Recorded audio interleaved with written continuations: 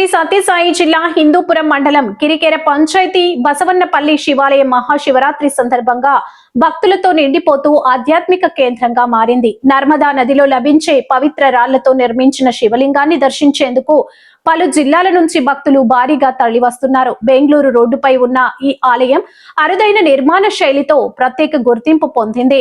నర్మదా రాతితో రూపొందించిన శివలింగం అత్యంత పవిత్రమైనదిగా భావిస్తూ భక్తులు ప్రత్యేక పూజలు నిర్వహిస్తున్నారు. ఆలయ ప్రాంగణంలో 125 అడుగుల ఎత్తైన శివుడి విగ్రహం, వందలాది శివలింగాలు భక్తులకు ఆధ్యాత్మిక ప్రశాంతతను అందిస్తున్నాయి. ఆలయ ట్రస్ట్ ప్రతినిధులు మాట్లాడుతూ ముఖ్యంగా శివరాత్రి మరియు ఇతర పవిత్ర దినాల్లో ప్రత్యేక పూజా కార్యక్రమాలు నిర్వహిస్తున్నట్లు తెలిపారు.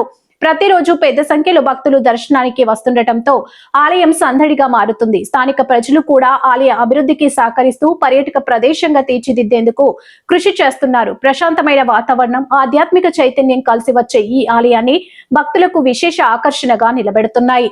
ఇక్కడ స్వామివారికి ఎదురుగా 42 అడుగుల శివుని విగ్రహాన్ని ప్రతిష్టాపన చేసి ఆ శివుని విగ్రహం చుట్టూరా కూడా 1000 లింగాలు, సహస్రలింగ స్థాపన చేయాలనే ఉద్దేశంతో భక్తుల కోరికల మేరకు ఇక్కడ ప్రతిష్టాపన కార్యక్రమాలు చేస్తూ ఉన్నారు. ఇప్పటికీ 520 లింగాలు ప్రతిష్టాపన జరిగినాయి.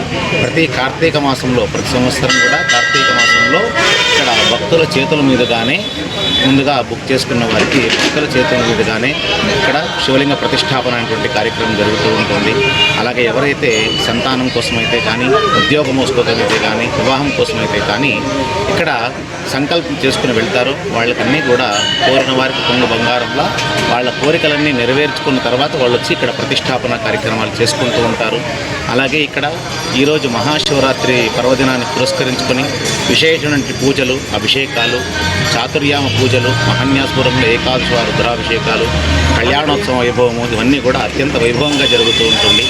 ఈ దేవస్థానం ముందు విశేషంగా కార్తీక మాసము మరియు మహాశివరాత్రి పర్వదినాల్లో విశేషమైనటువంటి భక్తిజనాలు, అంటే మనకు ఇక్కడ చుట్టుపక్కల ఉన్నటువంటి వాళ్ళే కాకుండా మనకు సరిహద్దు ప్రాంతంలో ఉన్నటువంటి కర్ణాటక వాసులు కూడా చాలామంది ఇక్కడికి వస్తూ ఇక్కడ స్వామివారిని సేవ చేసుకొని రాత్రి ఇక్కడ జాగరణ కార్యక్రమం అంతా చేసుకొని రాత్రి 12 గంటలకు జరిగేటువంటి